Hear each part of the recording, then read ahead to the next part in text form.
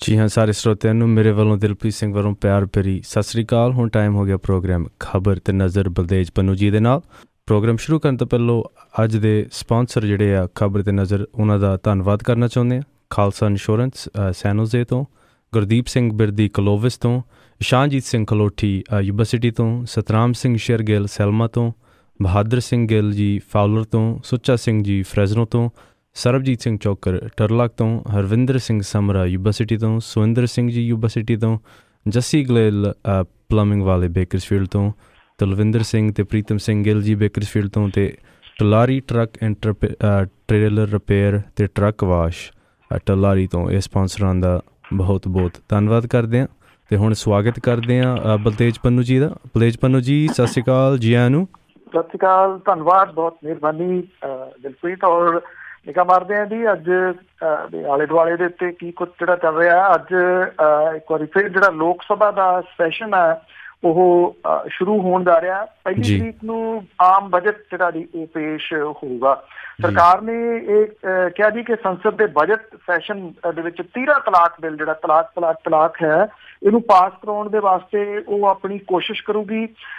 ਇਸ ਮੁੱਦੇ ਦੇ ਉੱਤੇ ਸਹਿਮਤੀ ਬਣਾਉਣ ਦੇ ਵਾਸਤੇ ਉਹਦੇ ਵੱਲੋਂ ਕਈ ਪਾਰਟੀਆਂ ਦੇ ਨਾਲ ਗੱਲਬਾਤ ਜਿਹੜੀ ਹੈ ਜੀ ਉਹ ਕੀਤੀ ਜਾ ਰਹੀ ਹੈ। ਸਰਬਦਲ ਮੀਟਿੰਗ ਦੇ ਵਿੱਚ ਸਰਕਾਰ ਨੇ ਸਿਆਸੀ ਪਾਰਟੀਆਂ ਦੇ ਜਿਹੜੇ ਆਗੂ ਸੀਗੇ ਉਹਨਾਂ ਤੋਂ ਇਸ ਅਹਿਮ ਸੈਸ਼ਨ ਦੀ ਸਫਲਤਾ ਦੇ ਵਾਸਤੇ ਸਹਿਯੋਗ ਮੰਗਿਆ। ਇਹਦੇ 'ਚ ਪ੍ਰਧਾਨ ਮੰਤਰੀ, ਗ੍ਰਹਿ ਮੰਤਰੀ, ਵਿੱਤ ਮੰਤਰੀ ਤੇ ਸੰਸਦੀ ਮਾਮਲਿਆਂ ਬਾਰੇ ਜਿਹੜੇ ਮੰਤਰੀ ਸੀਗੇ, ਉਹਨਾਂ ਤੋਂ ਇਲਾਵਾ ਕਾਂਗਰਸ ਸਣੇ ਕੁਛ ਵਿਰੋਧੀ ਜਿਹੜੇ ਦਲਾਂ ਦੇ ਆਗੂ ਸੀਗੇ ਉਹ ਹਾਜ਼ਰ ਸੀਗੇ। ਹਾਲਾਂਕਿ ਸਰਕਾਰੀ ਤੌਰ ਦੇ ਉੱਤੇ ਇਸ ਮੀਟਿੰਗ ਨੂੰ ਸਫਲ ਜਿਹੜਾ ਜੀ ਉਹ ਕਰਾਰ ਦਿੱਤਾ ਗਿਆ ਔਰ ਇਹ ਕਿਹਾ ਗਿਆ ਜੀ ਕਿ ਪ੍ਰਧਾਨ ਮੰਤਰੀ ਹੋਰਾਂ ਨੇ ਵਿਰੋਧੀ ਦਲਾਂ ਨੂੰ ਇਸ ਸੈਸ਼ਨ ਨੂੰ ਸਫਲ ਬਣਾਉਣ ਦੀ ਅਪੀਲ ਜਿਹੜੀ ਆ ਉਹ ਕੀਤੀ ਆ।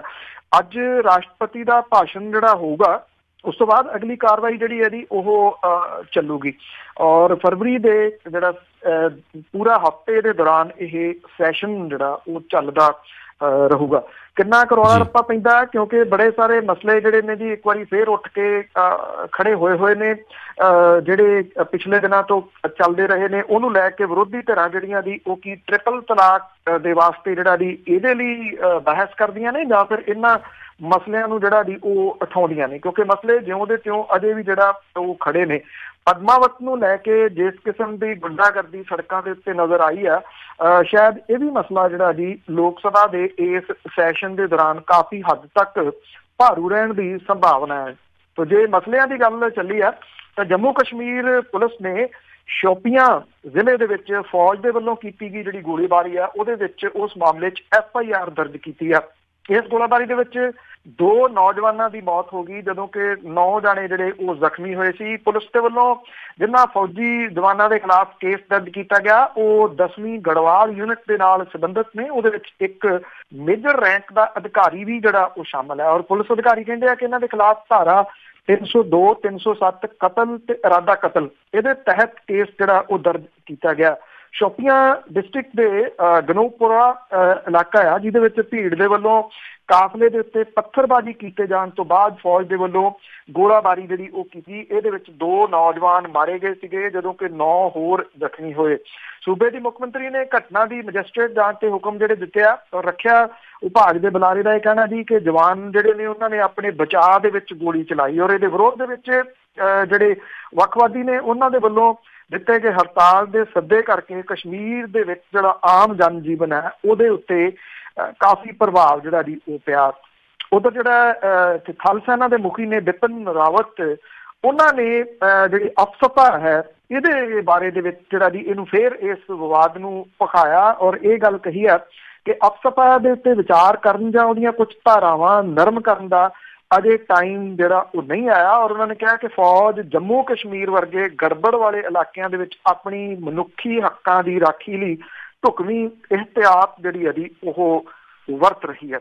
ਇਸ ਵੇਲੇ ਜੇ ਦੇਖਿਆ ਜਾਵੇ ਤਾਂ ਪੰਜਾਬ ਦੇ ਵਿੱਚ ਜਿਹੜਾ ਚਰਚਾ ਹੈ ਜੀ ਵੱਡੀਆਂ ਖਬਰਾਂ ਦੇ ਰੂਪ ਦੇ ਵਿੱਚ ਉਹ ਗੈਂਗਸਟਰਾਂ ਦਾ ਜਿਹੜਾ ਉਹ ਚਰਚਾ ਹੈ ਜਿਹੜੇ ਇੱਕ ਤਾਂ ਪੁਲਿਸ ਮੁਕਾਬਲੇ ਦੇ ਵਿੱਚ ਪੰਜਾਬ ਰਾਜਸਥਾਨ ਸਰਹੱਦ ਦੇ ਉੱਤੇ ਮਾਰੇ ਗਏ ਵਿੱਕੀ ਗੌਂਡਰ, ਪ੍ਰੇਮਾ ਲਾਹੌਰੀਆ ਤੇ ਉਹਨਾਂ ਦਾ ਤੀਜਾ ਸਾਥੀ ਜਿਹੜਾ ਉਹਦੇ ਅੱਗੇ ਚੱਲ ਕੇ ਦੱਸਦੇ ਆ ਕੌਣ ਆ ਉਹਦਾ ਚਰਚਾ ਹੋ ਰਿਹਾ। ਉਹਦੇ ਨਾਲ ਨਾਲ ਜਿਹੜਾ ਥਾਣਾ ਝਬਾਲ ਦੀ ਪੁਲਿਸ ਨੇ ਲਵਪ੍ਰੀਤ ਸਿੰਘ ਉਰਫ ਲਵ ਵਾਸੀ ਨਾਗੋਕੇ ਤੇ ਅੰਮ੍ਰਿਤਪਾਲ ਸਿੰਘ ਬਾਠ ਮੀਆਂਪੁਰ ਦਾ ਜਿਹੜਾ ਰਹਿਣ ਵਾਲਾ, ਇਹਨੂੰ ਬੀੜ ਬਾਬਾ ਬੁੱਢਾ ਸਾਹਿਬ ਤੋਂ ਜਿਹੜਾ ਇੱਕ ਕਾਰ ਦੇ ਸਣੀ ਜਿਹੜਾ ਗ੍ਰਿਫਤਾਰ ਕੀਤਾ।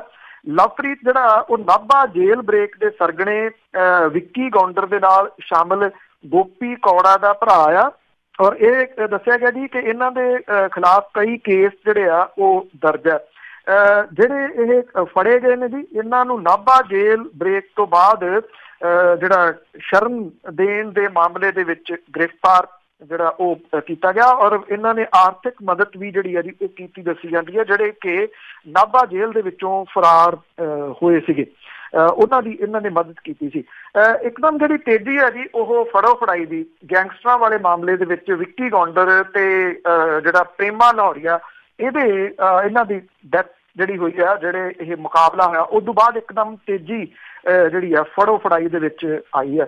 ਜੇ ਗੱਲ ਚੱਲੀ ਹੈ ਤੇ ਬਾਕੀ ਗੱਲਾਂ ਵੀ ਜਿਹੜੀਆਂ ਸਾਂਝੀਆਂ ਤੁਹਾਡੇ ਨਾਲ ਕਰ ਲਈਏ ਕਿ ਜਿਹੜਾ ਤੀਜਾ ਸਾਥੀ ਮਾਰਿਆ ਗਿਆ ਸੀਗਾ, ਜਿਹਨੂੰ ਪਹਿਲਾਂ ਸੁਖਪ੍ਰੀਤ ਬੁੱਢਾ ਦੇ ਜਿਹੜਾ ਉਹ ਕਿਹਾ ਜਾ ਰਿਹਾ ਸੀਗਾ ਕਿ ਇਹ ਉਹ ਮਾਰਿਆ ਗਿਆ। ਇਹ ਪਿੰਡ ਕੁੱਸਾ ਦਾ ਮੋਗਾ ਡਿਸਟ੍ਰਿਕਟ ਦੇ ਰਹਿਣ ਵਾਲਾ ਸੀਗਾ, ਪਰ ਇਹਦੇ ਜਿਹੜੇ ਘਰ ਦੇ ਸੀਗੇ ਜੀ ਉਹਨਾਂ ਨੇ ਪਛਾਣਨ ਤੋਂ ਨਾ ਕਰਤੀ। ਇਹ ਕਿਹਾ ਸੀਗਾ ਕਿ ਸੁਖਪ੍ਰੀਤ ਬੁੱਢਾ ਨਹੀਂ। ਹੁਣ ਇਹ ਪਤਾ ਲੱਗਾ ਕਿ ਵਿੱਕੀ ਗੌਂਡਰ ਤੇ ਪ੍ਰੇਮੇ ਲਾਹੌਰੀਏ ਦੇ ਨਾਲ ਮਾਰਿਆ ਗਿਆ ਜਿਹੜਾ ਨੌਜਵਾਨ ਹੈ ਉਹ ਸਵਿੰਦਰ ਸਿੰਘ ਹੈ, 30 ਸਾਲਾਂ ਦਾ। ਇਹ ਪਿੰਡ ਘਰਿੰਡਾ ਡਿਸਟ੍ਰਿਕਟ ਅੰਮ੍ਰਿਤਸਰ ਦਾ ਜਿਹੜਾ ਉਹ ਰਹਿਣ ਵਾਲਾ ਜਿਹੜਾ ਜੀ ਉਹ ਦੱਸਿਆ ਜਾਂਦਾ। 15 ਦਿਨਾਂ ਤੋਂ ਉਹ ਘਰ ਨਹੀਂ ਸੀ ਆਇਆ, ਵਿਆਹ ਹੋਇਆ ਸੀਗਾ। ਉਹਦੀ ਪਤਨੀ ਤੇ 2 ਛੋਟੀਆਂ ਬੱਚੀਆਂ, ਜਿਹੜੀ 6 ਸਾਲਾਂ ਦੀ ਇੱਕ ਤੇ ਇੱਕ ਅਮਨਦੀਪ ਕੌਰ ਜਿਹੜੀ ਆ ਉਹ ਸਿਰਫ 3 ਮਹੀਨਿਆਂ ਦੀ ਆ ਅਜੇ। ਇਹ ਦੱਸਿਆ ਜਾ ਰਿਹਾ ਕਿ ਉਹਦੇ ਘਰਦਿਆਂ ਨੂੰ ਕੋਈ ਚੇਤਾ ਵੀ ਨਹੀਂ ਕਿ ਇਹਦੇ ਸਬੰਧ ਜਿਹੜੇ ਆ ਉਹ ਇੰਨੇ ਜਿਹੜੇ ਨਾਮਵਰ ਜਾਂ ਪੁਲਿਸ ਲਈ ਸਿਰਦਰਦੀ ਬਣੇ ਗੈਂਗਸਟਰਾਂ ਦੇ ਨਾਲ ਜਿਹੜੇ ਆ ਉਹ ਹੋ ਸਕਦੇ ਆ। ਸੁਰਿੰਦਰ ਸਿੰਘ ਦੀ ਮੌਤ ਦੀ ਜਿਹੜੀ ਗੱਲ ਜਦੋਂ ਉਹਦੇ ਪਿੰਡ ਦੇ ਵਿੱਚ ਪਹੁੰਚੀ ਤਾਂ ਉੱਥੇ ਸੋਗ ਜਿਹੜਾ ਜੀ ਉਹ ਫੈਲ ਗਿਆ। ਕਿਸੇ ਨੂੰ ਇਹ ਨਹੀਂ ਪਤਾ ਕਿ ਉਹ ਇਹਨਾਂ ਗੈਂਗਸਟਰਾਂ ਦੇ ਨਾਲ ਕੀ ਉੱਥੇ ਕਰ ਰਿਹਾ ਸੀਗਾ। ਉਹਦਾ ਇੱਕ ਭਰਾ ਤੇ ਇੱਕ ਭੈਣ ਆ, ਪਿਓ ਉਹਦੇ ਸਿਰ ਦੇ ਉੱਤੇ ਜਿਹੜਾ ਜੀ ਉਹ ਹੈ ਨੀਗਾ। ਖੇਤੀਬਾੜੀ ਉਹਦੇ ਵੱਲੋਂ ਜਿਹੜੀ ਆ ਜੀ ਉਹ ਕੀਤੀ ਜਾਂਦੀ ਆ। ਉਹਦੇ ਪੁਲਿਸ ਵੀ ਇਹ ਕਹਿੰਦੀ ਆ ਕਿ ਰਿਕਾਰਡ ਦੇ ਮੁਤਾਬਕ ਉਹਦੇ ਉੱਤੇ ਕੋਈ ਪਰਚਾ ਕਿਸੇ ਕਿਸਮ ਦਾ ਜਿਹੜਾ ਉਹ ਹੈ ਨੀਗਾ। ਜਿਹੜਾ ਇਹਦੇ ਪਿੰਡ ਦੇ ਵਿੱਚ ਜਾਣਕਾਰੀ ਸੁਰਿੰਦਰ ਸਿੰਘ ਦੀ ਜਿਹੜੀ ਆ ਜੀ ਉਹ ਮਿਲੀ ਸੋਸ਼ਲ ਮੀਡੀਆ ਦੇ ਰਾਹੀਂ, ਜਿਹੜੀਆਂ ਫੋਟੋਆਂ ਸਾਹਮਣੇ ਜਿਹੜੀਆਂ ਸੀ ਆਈਆਂ, ਤੇ ਪਰਿਵਾਰ ਜਿਹੜਾ ਸੀਗਾ ਜੀ ਉਹ ਇੱਕਦਮ ਹੈਰਾਨ ਰਹਿ ਗਿਆ ਕਿ ਇਹ ਜਿਹੜਾ ਸੁਰਿੰਦਰ ਸਿੰਘ ਆ ਇਹ ਇਹਨਾਂ ਗੈਂਗਸਟਰਾਂ ਦੇ ਨਾਲ ਕਿਵੇਂ ਚਲੇ ਗਿਆ, ਤੇ ਪੁਲਿਸ ਦੇ ਵਿੱਚ ਜਿਹੜਾ ਮੁਕਾਬਲਾ ਹੋਇਆ ਪੁਲਿਸ ਦੇ ਨਾਲ ਉਹਦੇ ਵਿੱਚ ਜਿਹੜਾ ਜੀ ਉਹ ਕਿਵੇਂ ਮਾਰਿਆ ਗਿਆ, ਕਿਉਂਕਿ ਕਿਸੇ ਨੂੰ ਪਰਿਵਾਰ ਦੇ ਮੈਂਬਰ ਨੂੰ ਚੇਤਾ ਵੀ ਨਹੀਂ ਕਿ ਇਹ ਉਹਨਾਂ ਦੇ ਨਾਲ ਕੋਈ ਸੰਬੰਧਿਤ ਹੋ ਸਕਦਾ ਹੈ। ਇਹ ਕਿਹਾ ਜਾ ਰਿਹਾ ਜੀ ਕਿ ਪੈਸੇ ਕਮਾਉਣ ਦੀ ਚਾਹਤ ਦੇ ਵਿੱਚ ਉਹ ਗੈਂਗਸਟਰਾਂ ਦੇ ਚੱਕਰ ਦੇ ਵਿੱਚ ਕਿਸੇ ਨਾ ਕਿਸੇ ਰੂਪ ਦੇ ਵਿੱਚ ਫਸ ਗਿਆ। ਉਧਰ ਜਿਹੜਾ ਸਖਤ ਸੁਰੱਖਿਆ ਪ੍ਰਬੰਧਾਂ ਦੇ ਹੇਠ ਵਿੱਕੀ ਗੌਂਡਰ ਦਾ ਸੰਸਕਾਰ ਉਹਦੇ ਪਿੰਡ ਦੇ ਵਿੱਚ ਜਿਹੜਾ ਸੀ ਉਹ ਕੀਤਾ ਗਿਆ। ਬੜੀ ਵੱਡੀ ਗਿਣਤੀ ਦੇ ਵਿੱਚ ਉੱਥੇ ਪੁਲਿਸ ਜਿਹੜੀ ਸੀ ਉਹ ਤਾਇਨਾਤ ਰਹੀ, ਔਰ ਹਰ ਆਉਣ ਜਾਣ ਵਾਲੇ ਦੇ ਉੱਤੇ ਬਿਲਕੁਲ ਨੇੜੇ ਤੋਂ ਨਿਗਾਹ ਜਿਹੜੀ ਆ ਉਹ ਰੱਖੀ ਜਾ ਰਹੀ ਸੀਗੀ। ਤੇ ਉਹਦੇ ਨਾਲ ਮਾਰੇ ਗਏ ਪ੍ਰੇਮਾ ਲਾਹੌਰੀਏ ਦਾ ਜਿਹੜਾ ਅੰਤਮ ਸੰਸਕਾਰ ਸੀਗਾ ਜੀ ਉਹ ਜਲੰਧਰ ਦੇ ਵਿੱਚ ਜਿਹੜਾ ਉਹ ਕੀਤਾ ਗਿਆ। ਮਿੱਠੂ ਬਸਤੀ ਦਾ ਇਹ ਰਹਿਣ ਵਾਲਾ ਸੀਗਾ। ਕੱਲ ਸ਼ਾਮੀ ਇੱਥੇ ਜਿਹੜਾ ਸੰਸਕਾਰ ਕੀਤਾ ਗਿਆ। ਇਹਦਾ ਜਿਹੜਾ ਪਰਿਵਾਰ ਸੀਗਾ ਉਹਨੇ ਮੀਡੀਆ ਨੂੰ ਕੋਈ ਵੀ ਜਿਹੜਾ ਜੀ ਨਹੀਂ ਗੱਲਬਾਤ ਕੀਤੀ, ਮੀਡੀਆ ਨੂੰ ਨਾ ਨੇੜੇ ਤੇੜੇ ਜਿਹੜਾ ਸੀਗਾ ਉਹ ਫਟਕਣ ਦਿੱਤਾ ਗਿਆ। ਇਸ ਜਿਹੜਾ ਮੁਕਾਬਲਾ ਹੋਇਆ ਇਹਦੇ ਨਾਲ ਇੱਕ ਹੋਰ ਵਾਦ ਜਿਹੜਾ ਜੀ ਇਹ ਜੁੜ ਗਿਆ ਕਿ ਜਿਹੜਾ ਵਿੱਕੀ ਗੌਂਡਰ ਦਾ ਮਾਮਾ ਹੈ ਉਹਨੇ ਮੀਡੀਆ ਦੇ ਸਾਹਮਣੇ ਇਹ ਗੱਲ ਜਿਹੜੀ ਹੈ ਜੀ ਆਖੀ ਕਿ ਜਿਸ ਇੰਸਪੈਕਟਰ ਨੂੰ ਜਿਹੜੀ ਹੈ ਜੀ ਉਹ ਸਰਕਾਰ ਸ਼ਾਬਾਸ਼ ਦੇ ਰਹੀ ਹੈ ਉਹ ਵਿੱਕੀ ਗੌਂਡਰ ਦਾ ਦੋਸਤ ਸੀਗਾ। ਇਹ ਇਕੱਠੇ ਪੜ੍ਹਦੇ ਰਹੇ ਨੇ ਜਿਹੜਾ ਸਪੋਰਟਸ ਸਕੂਲ ਹੈ ਉੱਥੇ ਜਲੰਧਰ ਦੇ ਵਿੱਚ। ਉਹਦੇ ਮਾਮੇ ਨੇ ਇਹ ਜਿਹੜਾ ਜੀ ਕਥਿਤ ਰੂਪ ਦੇ ਵਿੱਚ ਦੋਸ਼ ਲਾਇਆ ਕਿ ਵਿੱਕੀ ਗੌਂਡਰ ਤੇ ਪ੍ਰੇਮਾ ਲਾਹੌਰੀਆ ਆਤਮ ਸਮਰਪਣ ਕਰਨਾ ਚਾਹੁੰਦੇ ਸੀ। ਉਹਨੇ ਇਹ ਵੀ ਗੱਲ ਆਖੀ ਆ ਕਿ ਉਹਦੀ WhatsApp ਕਾਲ ਦੇ ਉੱਤੇ ਮਰਨ ਤੋਂ ਕੁਝ ਘੰਟੇ ਪਹਿਲਾਂ ਗੱਲ ਹੋਈ ਸੀ, ਔਰ ਉਹਨੇ ਇਹ ਗੱਲ ਕਹੀ ਸੀ ਕਿ ਉਹ ਸਰੈਂਡਰ ਕਰਨਾ ਚਾਹੁੰਦਾ ਆਪਣੇ ਦੋਸਤ ਦੇ ਰਾਹੀਂ, ਇਸ ਇੰਸਪੈਕਟਰ ਦੇ ਰਾਹੀਂ। ਫਿਰ ਉਹਦਾ ਮਾਮਾ ਜਿਹੜਾ ਵੀ ਕਹਿੰਦਾ ਹੈ ਕਿ ਕੁਝ ਸਮੇਂ ਤੋਂ ਬਾਅਦ ਜਿਹੜੀ ਆ ਜੀ ਇਹ ਚੈਨਲਾਂ ਦੇ ਉੱਤੇ ਖਬਰ ਆਉਣ ਲੱਗ ਗਈ ਕਿ ਵਿੱਕੀ ਗੌਂਡਰ ਤੇ ਪ੍ਰੇਮਾ ਲਾਹੌਰੀਆ ਜਿਹੜੇ ਆ ਉਹ ਮਾਰੇ ਗਏ ਆ। ਹੁਣ ਉਹਦੇ ਮਾਮੇ ਦੀ ਗੱਲ ਦੇ ਵਿੱਚ ਕਿੰਨੀ ਜਿਹੜੀ ਆ ਜੀ ਉਹ ਸੱਚਾਈ ਹੈ ਇਹਦੀ ਪੁਸ਼ਟੀ ਤਾਂ ਅਜੇ ਜਿਹੜੀ ਜੀ ਉਹ ਨਹੀਂ ਹੋ ਰਹੀ, ਪਰ ਜਿਹੜਾ ਉਹਦੇ ਪਰਿਵਾਰ ਦੇ ਮੈਂਬਰ ਖਾਸ ਤੌਰ ਦੇ ਉੱਤੇ ਜਿਹੜਾ ਮਾਮਾ ਉਹ ਇਹ ਕਹਿੰਦਾ ਕਿ ਰਾਜਸਥਾਨ ਦੀ ਪੁਲਿਸ ਦੇ ਵੱਲੋਂ ਇਸ ਮੁਕਾਬਲੇ ਦੀ ਇਨਵੈਸਟੀਗੇਸ਼ਨ ਜਿਹੜੀ ਆ ਉਹ ਕੀਤੀ ਜਾ ਰਹੀ ਹੈ। ਉਹਨੇ ਇਹ ਗੱਲ ਕਹੀ ਹੈ ਕਿ ਜੇ ਇਹ ਇਨਵੈਸਟੀਗੇਸ਼ਨ ਦੇ ਵਿੱਚੋਂ ਕੁਛ ਨਾ ਲੱਭਿਆ ਤੇ ਉਹ ਫਿਰ ਹਾਈ ਕੋਰਟ ਦਾ ਰੁਖ ਜਿਹੜਾ ਜੀ ਉਹ ਕਰ ਸਕਦੇ ਆ। ਅਜੇ ਇਹਦੇ ਉੱਤੇ ਕੋਈ ਪ੍ਰਤੀਕਰਮ ਸਰਕਾਰ ਦੀ ਤਰਫੋਂ ਜਾਂ ਪੁਲਿਸ ਦੀ ਤਰਫੋਂ ਨਹੀਂ ਕਿਸੇ ਕਿਸਮ ਦਾ ਜਿਹੜਾ ਜੀ ਉਹ ਆਇਆ ਕਿ ਕਿਉਂਕਿ ਜਿਹੜੀ ਪੰਜਾਬ ਪੁਲਿਸ ਦੇ ਮੁਖੀ ਨੇ ਪ੍ਰੈਸ ਕਾਨਫਰੰਸ ਕੀਤੀ ਸੀ ਉਹਦੇ ਵਿੱਚ ਤੇ ਇਸ ਜਿਹੜੀ ਟੀਮ ਸੀਗੀ ਉਹਦੇ ਵੱਲੋਂ ਕੀਤੀ ਗਈ ਪ੍ਰੈਸ ਕਾਨਫਰੰਸ ਦੇ ਵਿੱਚ ਇਹ ਕਿਹਾ ਗਿਆ ਸੀਗਾ ਕਿ ਉਹ ਵਿੱਕੀ ਗੌਂਡਰ ਦੇ ਪਿੱਛੇ ਸਨ ਕਾਫੀ ਦੇਰ ਤੋਂ ਔਰ ਉਹਨਾਂ ਨੇ ਉਹਦੇ ਟਿਕਾਣਿਆਂ ਦਾ ਪਤਾ ਲਾ ਲਿਆ ਸੀ। ਇਹ ਵੀ ਕਿਹਾ ਗਿਆ ਕਿ ਉਹਨਾਂ ਦਾ ਇੱਕ ਜਿਹੜਾ ਸਾਥੀ ਸੀਗਾ ਉਹਦੇ ਵੱਲੋਂ ਫੋਨ ਦੀ ਵਰਤੋਂ ਕੀਤੀ ਜਾਣੀ ਹੀ ਇਹਨਾਂ ਦੇ ਟਿਕਾਣਿਆਂ ਦਾ ਪਤਾ ਲੱਗ ਸਕਿਆ। ਇਹ ਪੁਲਿਸ ਦੀ ਜਿਹੜੀ ਹੈ ਉਹ ਕਹਾਣੀ ਹੈ। ਉਹਦਾ ਮਾਮਾ ਜਿਹੜਾ ਉਹ ਕਹਾਣੀ ਹੋਰ ਦੱਸ ਰਿਹਾ ਜੀ। ਪਟਿਆਲੇ ਦੇ ਵਿੱਚ ਇੱਥੋਂ ਦੀ ਇੱਕ ਪਛਾਣ ਹੈ ਜੀ YPS ਸਕੂਲ ਔਰ ਇਹ ਪਹਿਲਾ ਮੌਕਾ ਹੋਊਗਾ ਜੀ ਜਦੋਂ ਅਣਵੰਡੇ ਮੁਲਕ ਦੀਆਂ ਵੱਖ-ਵੱਖ ਸ਼ਾਹੀ ਰਿਆਸਤਾਂ ਦੇ ਵਾਰਸ ਜਿਹੜੇ ਆ ਜੀ ਉਹ ਚੋਟੀ ਦੇ ਨੌਕਰਸ਼ਾਹ ਮੰਤਰੀ ਜਿਹੜੇ ਨੇ ਉਹ ਭਾਸ਼ਣ ਤੇ ਡਿਨਰ ਦੇ ਵਾਸਤੇ ਉਹ ਜੁੜਨਗੇ। ਪਟਿਆਲਾ ਦਾ ਯਾਦਵਿੰਦਰਾ ਪਬਲਿਕ ਸਕੂਲ 2 ਦਿਨਾਂ ਦੇ ਵਾਸਤੇ ਪਲੈਟੀਨਮ ਜੁਬਲੀ ਸਥਾਪਨਾ ਦਿਵਸ ਜਿਹੜਾ ਜੀ ਉਹ ਮਨਾ ਰਿਹਾ। ਜੰਮੂ ਕਸ਼ਮੀਰ, ਕਪੂਰਥਲਾ, ਪਟਿਆਲਾ ਦਾ ਸ਼ਾਹੀ ਪਰਿਵਾਰ ਜਿਹੜਾ ਇਹਦੇ ਵਿੱਚ ਆਪਣੀ ਹਾਜ਼ਰੀ ਦਰਜ ਉਹ ਕਰਵਾਊਗਾ। ਇਹ ਦੱਸਿਆ ਗਿਆ ਜੀ ਕਿ 2 ਫਰਵਰੀ ਨੂੰ YPS ਪਟਿਆਲਾ ਦੀ ਸਥਾਪਨਾ ਨੂੰ 70 ਸਾਲ ਮੁਕੰਮਲ ਜਿਹੜੇ ਆ ਜੀ ਉਹ ਹੋ ਜਾਣਗੇ। ਇਹਦੇ ਕਰਕੇ ਇਹ ਜਿਹੜੇ ਸਮਾਗਮ ਨੇ ਉਹ ਕੀਤੇ ਜਾ ਰਹੇ ਨੇ। ਪਟਿਆਲਾ ਦਾ ਜਿਹੜਾ ਮਹਾਰਾਜਾ ਯਾਦਵਿੰਦਰਾ ਦੇ ਨਾਮ ਦੇ ਉੱਤੇ YPS ਜਿਹੜਾ ਜੀ ਉਹ ਨਾਮ ਪਿਆ। ਪਹਿਲਾਂ ਇਹ ਰਾਜਿਆਂ ਮਹਾਰਾਜਿਆਂ ਦੇ ਬੱਚਿਆਂ ਦੀ ਮੰਨਿਆ ਜਾਂਦਾ ਸੀਗਾ। ਯਾਦਵਿੰਦਰ ਸਿੰਘ ਨੇ ਇਹਦੇ ਵਿਦਿਆਰਥੀ ਰਹੇ ਤੇ ਬਾਅਦ ਦੇ ਵਿੱਚ ਉਹ ਬੋਰਡ ਆਫ ਗਵਰਨਰਸ ਦੇ ਮੈਂਬਰ ਵੀ ਬਣੇ। ਸ਼ਾਹੀ ਪਰਿਵਾਰ ਦੇ ਕੰਟਰੋਲ ਵਾਲੇ ਸਕੂਲ ਦੀ ਸ਼ੁਰੂਆਤ 2 ਫਰਵਰੀ 48 ਨੂੰ 21 ਸਟੂਡੈਂਟਸ ਦੇ ਨਾਲ ਤੇ 9 ਟੀਚਰਸ ਦੇ ਨਾਲ ਜਿਹੜੀ ਉਹ ਕੀਤੀ ਗਈ ਸੀਗੀ।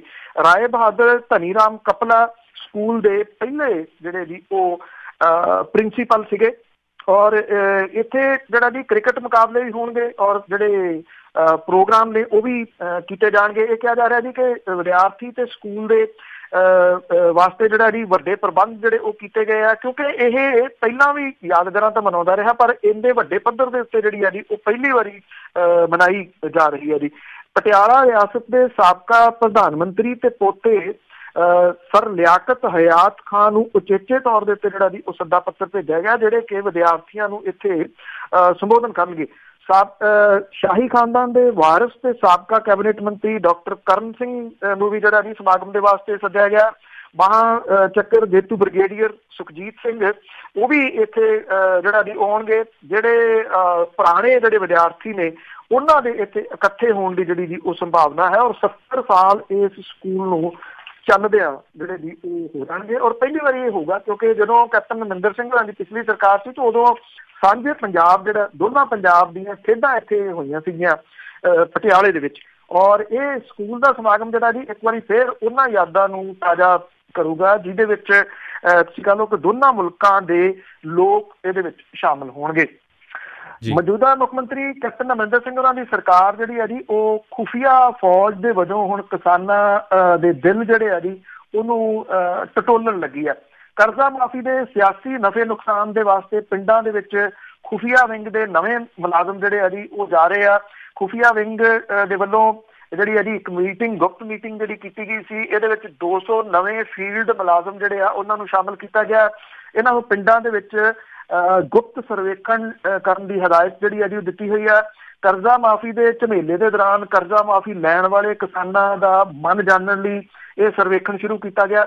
ਖੁਫੀਆ ਵਿੰਗ ਦਾ ਜਿਹੜਾ ਹਰ ਮੁਲਾਜ਼ਮ ਹੈ ਜੀ ਉਹ ਪਰ ਕਿਸਾਨ ਤੋਂ ਜਿਹੜੇ ਜੀ ਉਹ 4 ਤੋਂ 6 ਸਵਾਲ ਪੁੱਛੂਗਾ ਔਰ ਕਰਜ਼ਾ ਮਾਫੀ ਦੇ ਸੰਦਰਭ ਦੇ ਵਿੱਚ ਇਹ ਹੋਣਗੇ। ਕੈਪਟਨ ਸਰਕਾਰ ਜਿਹੜੀ ਹੈ ਜੀ ਉਹ ਮੁੱਢਲੇ ਪੜਾਅ ਦੇ ਵਿੱਚ ਮਾਨਸਾ ਦੇ ਵਿੱਚ ਉਹਨੇ ਜਿਹੜਾ ਇੱਕ ਸਟੇਟ ਲੈਵਲ ਦਾ ਸਮਾਗਮ ਕਰਕੇ 47,000 ਕਿਸਾਨਾਂ ਦਾ 167 ਕਰੋੜ ਰੁਪਏ ਦਾ ਕਰਜ਼ਾ ਮਾਫ ਕੀਤਾ। ਵਿਰੋਧੀ ਧਿਰਾਂ ਤੇ ਕਿਸਾਨ ਧਿਰਾਂ ਦੇ ਵੱਲੋਂ ਕਰਜ਼ਾ ਮੁਆਫੀ ਤੇ ਹਾਕਮ ਧਿਰ ਜਿਹੜੀ ਹੈ ਜੀ ਉਹਨੂੰ ਕਟਹਿਰੇ 'ਚ ਖੜਾ ਕੀਤਾ ਗਿਆ। ਇਹਦੇ ਉੱਤੇ ਬੜੇ ਸਾਰੇ ਕਿੰਤੂ ਪਰੰਤੂ ਜਿਹੜੇ ਆ ਜੀ ਉਹ ਉੱਠ ਰਹੇ ਆ। ਹੁਣ ਜਿਹੜੀ ਹਕੂਮਤ ਹੈ ਉਹ ਕਰਜ਼ਾ ਮਾਫੀ ਦੀ ਜ਼ਮੀਨੀ ਹਕੀਕਤ ਜਾਣਨਾ ਚਾਹੁੰਦੀ ਹੈ ਤਾਂ ਕਿ ਭਵਿੱਖ ਦਾ ਸਿਆਸੀ ਖਾਕਾ ਜਿਹੜਾ ਜੀ ਉਹ ਤਿਆਰ ਹੋ ਸਕੇ।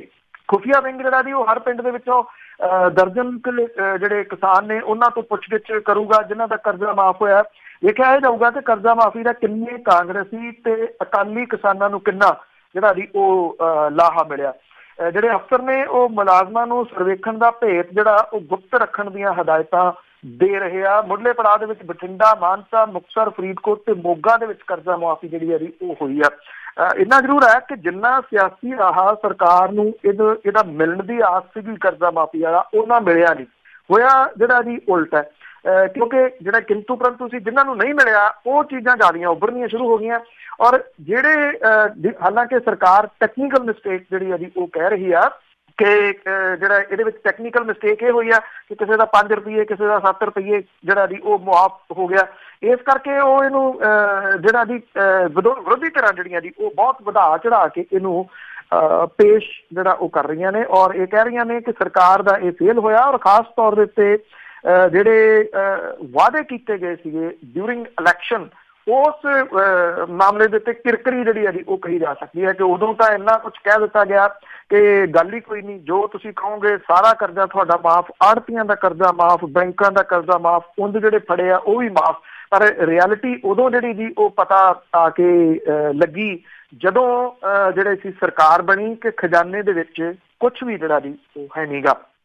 ਤੇ ਜਾਂਦੇ ਜਾਂਦੇ ਕਿਉਂਕਿ ਬਹੁਤ ਸਾਰੇ ਲੋਕ ਇਹਨਾਂ ਦਿਨਾਂ ਦੇ ਦੌਰਾਨ ਪੰਜਾਬ ਦੀ ਫੇਰੀ ਤੇ ਆਉਂਦੇ ਆ, ਇੱਕ ਪੁਰਾਣੀ ਕਹਾਵਤ ਹੈ ਕਿ ਆਈ ਬਸੰਤ ਪਾਲਾ ਉਡੰਤ। ਬਸੰਤ ਜਿਹੜੀ ਹੈ ਜੀ ਉਹਨੂੰ ਲੰਘੀ ਨੂੰ ਤਕਰੀਬਨ ਹਫ਼ਤਾ ਹੋਣ ਵਾਲਾ, ਪਰ ਜਿਉਂ ਬਸੰਤ ਆਈ ਤੋ ਇਹ ਉਲਟ ਜਿਹੜਾ ਜੀ ਹੋ ਗਿਆ, ਆਈ ਬਸੰਤ ਤੋਂ ਪਾਲਾ ਲਿਆਂਤ ਹੋ ਗਿਆ ਜੀ। ਇੱਕ ਵਾਰੀ ਜਿਹੜੀ ਮੌਸਮ ਸੀਗਾ ਉਹਦੇ ਵਿੱਚ ਕਾਫੀ ਫਰਕ ਪੈ ਗਿਆ ਸੀ, ਖੁੱਲ ਗਿਆ ਸੀ ਮੌਸਮ, ਧੁੱਪਾਂ ਵਗੈਰਾ ਲੱਗਣ ਲੱਗ ਗਈਆਂ ਸੀ। ਪਰ ਜਿਉਂ ਬਸੰਤ ਜਿਹੜੀ ਆ ਜੀ ਆਈ ਆ, ਉਸ ਦਿਨ ਤੋਂ ਠੰਡ ਨੇ ਪੰਜਾਬ ਤੇ ਹਰਿਆਣਾ ਦੇ ਵਿੱਚ ਜਿਹੜੇ ਜੀ ਆਪਣੇ ਪੈਰ ਮੁੜ ਕੇ ਜਿਹੜੇ ਉਹ ਪਸਾਰੇ ਆ। ਪੰਜਾਬ ਤੇ ਹਰਿਆਣਾ ਦੇ ਵਿੱਚ ਜਿਹੜਾ ਠੰਡ ਦਾ ਜ਼ੋਰ ਪੂਰਾ ਰਿਹਾ। ਨਰਨੌਲ ਦੇ ਵਿੱਚ ਤਾਪਮਾਨ ਜਿਹੜਾ ਜੀ ਉਹ 2 ਡਿਗਰੀ ਤੱਕ ਰਿਹਾ। ਇਸ ਖਿੱਤੇ ਦਾ ਸਭ ਤੋਂ ਜ਼ਿਆਦਾ ਇਹ ਠੰਡਾ ਰਿਹਾ। ਚੰਡੀਗੜ੍ਹ ਦੇ ਵਿੱਚ ਜਿਹੜਾ ਤਾਪਮਾਨ ਸੀਗਾ ਜੀ ਉਹ 6.5 ਡਿਗਰੀ ਸੈਲਸੀਅਸ ਰਿਕਾਰਡ ਜਿਹੜਾ ਉਹ ਕੀਤਾ ਗਿਆ, ਜਿਹੜਾ ਆਮ ਦੇ ਨਾਲੋਂ 1 ਵੱਧ ਹੈ। ਪੰਜਾਬ ਤੇ ਹਰਿਆਣਾ ਦੇ ਵਿੱਚ ਧੁੰਦ ਕਰਕੇ ਜਿਹੜਾ ਜੀ ਉਹ ਟ੍ਰੈਫਿਕ ਦੇ ਉੱਤੇ ਬਹੁਤ ਅਸਰ ਪੈ ਰਿਹਾ। ਅੰਮ੍ਰਿਤਸਰ ਦੇ ਵਿੱਚ ਜਿਹੜਾ ਤਾਪਮਾਨ ਰਾਤ ਦਾ ਜੀ ਉਹ ਤਕਰੀਬਨ 5.2 ਤੱਕ ਡਿੱਗਿਆ। ਲੁਧਿਆਣੇ ਦੇ ਵਿੱਚ 6.8, ਪਟਿਆਲੇ 'ਚ 7, ਪਠਾਨਕੋਟ ਦੇ ਵਿੱਚ 5 ਔਰ ਬਠਿੰਡੇ ਦੇ ਵਿੱਚ 6, ਆਦਮਪੁਰ ਦੇ ਵਿੱਚ 5.3, ਹਲਵਾਰੇ 'ਚ 7 ਜਿਹੜਾ ਜੀ ਉਹ ਰਿਹਾ। ਇਸੇ ਤਰੀਕੇ ਦੇ ਨਾਲ ਹਰਿਆਣੇ ਦੇ ਵਿੱਚ ਵੀ ਜਿਹੜਾ ਤਾਪਮਾਨ ਹੈ ਉਹ 8, 6 ਤੇ 7 ਡਿਗਰੀ ਦੇ ਕਰੀਬ ਜਿਹੜਾ ਜੀ ਉਹ ਰਿਹਾ। ਜਿਹੜਾ ਸੁੱਕੀ ਠੰਡ ਜਿਹੜਾ ਜੀ ਉਹ ਅਗਲੇ ਕੁਝ ਦਿਨਾਂ ਦੇ ਦੌਰਾਨ ਖਤਮ ਹੋਣ ਦੀ ਸੰਭਾਵਨਾ ਜਿਹੜੀ ਹੈ ਉਹ ਕਹੀ ਜਾ ਰਹੀ ਹੈ। ਮੌਸਮ ਵਿਭਾਗ ਕਹਿੰਦਾ ਕਿ ਕਈ ਥਾਵਾਂ ਦੇ ਉੱਤੇ ਮੀਂਹ ਜਿਹੜਾ ਉਹ ਪੈ ਸਕਦਾ 1 ਦਿਨ ਦੇ ਵਿੱਚ। ਫਿਰ ਇਹ ਜਿਹੜਾ ਕੋਹਰਾ ਦੁਬਾਰਾ ਪੈਣ ਲੱਗ ਗਿਆ, ਇਹਦੇ ਤੋਂ ਜਿਹੜਾ ਦੀ ਰਾਹਤ ਮਿਲ ਸਕਦੀ ਹੈ। ਉਧਰ ਜੰਮੂ ਕਸ਼ਮੀਰ ਦੇ ਵਿੱਚ ਔਰ ਇੱਧਰ ਹਿਮਾਚਲ ਦੇ ਵਿੱਚ ਜਿਹੜੇ ਪਹਾੜਾਂ ਦੇ ਉੱਤੇ ਬਰਫ਼ਬਾਰੀ ਹੋਈ ਹੈ, ਜਿਹਦੇ ਕਰਕੇ ਜਿਹੜੀਆਂ ਸ਼ੀਤ ਹਵਾਵਾਂ ਨੇ ਉਹਨਾਂ ਨੇ ਇੱਕ ਵਾਰੀ ਫੇਰ ਪੰਜਾਬ ਤੇ ਹਰਿਆਣਾ ਨੂੰ ਆਪਣੀ ਲਪੇਟ ਦੇ ਵਿੱਚ ਜਿਹੜਾ ਉਹ ਲਿਆ। ਅਗਲੇ 2-3 ਦਿਨਾਂ ਦੇ ਦੌਰਾਨ ਮੌਸਮ ਜਿਹੜਾ ਜੀ ਉਹ ਖੁੱਲਣ ਦੇ ਆਸਾਰ ਜਿਹੜੇ ਉਹ ਕਹੇ ਜਾ ਰਹੇ ਨੇ। ਪਰ ਪਿਛਲੇ ਤਕਰੀਬਨ 3 ਦਿਨ ਤੋਂ ਸੂਰਜ ਜਿਹੜਾ ਹੈ ਜੀ ਉਹਦੀ ਐਵੇਂ ਮਾੜੀ ਮੋਟੀ ਦੀ ਜਿਹੜੀ ਆ ਉਹ ਵਿਖਾਲੀ ਮਿਲੀ ਆ। ਅੱਧਾ ਘੰਟਾ ਉਹ ਵੀ ਤਪਿਆ ਹੋਇਆ ਸੂਰਜ ਨਹੀਂ, ਬਲਕਿ ਠੰਡਾ ਸੂਰਜ ਜਿਹੜਾ ਜੀ ਉਹੀ ਕਿਹਾ ਜਾ ਸਕਦਾ। ਸੋ ਬਾਕੀ ਗੱਲਾਂ ਬਾਤਾਂ ਜਿਹੜੀਆਂ ਜੀ ਤੁਹਾਡੇ ਨਾਲ ਹੁੰਦੀਆਂ ਰਹਿਣਗੀਆਂ। ਬਹੁਤ ਧੰਨਵਾਦ ਦਿਲਪ੍ਰੀਤ, ਮਿਹਰਬਾਨੀ ਜੀ। ਬਹੁਤ ਬਹੁਤ ਧੰਨਵਾਦ ਤੁਹਾਡਾ ਬਲਦੇਜ ਪੰਨੂ ਜੀ। ਧੰਨਵਾਦ, ਸਤਿ ਸ਼੍ਰੀ ਅਕਾਲ ਜੀ। ਇਹ ਸਨ ਬਲਦੇਜ ਪੰਨੂ ਜੀ ਅੱਜ ਦੀਆਂ ਖਬਰ ਤੇ ਨਜ਼ਰ ਪ੍ਰੋਗਰਾਮ ਦੇ ਵਿੱਚ। ਇੱਦਾਂ ਹੀ ਜੀ ਮੈਨੂੰ ਦਿਓ ਇਜਾਜ਼ਤ, ਸੁਣਦੇ ਰਹੋ ਪੰਜਾਬੀ ਰੇਡੀਓ USA।